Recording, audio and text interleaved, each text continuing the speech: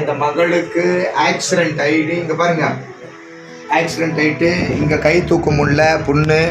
இங்கே பிளேட்டு வச்சுக்கிறாங்க, இங்கே பிளேட்டு வச்சுக்கிறாங்க, கையும் தூக்க முடியாது.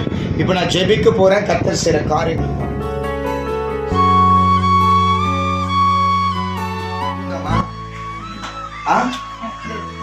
செய்ய தம்பி.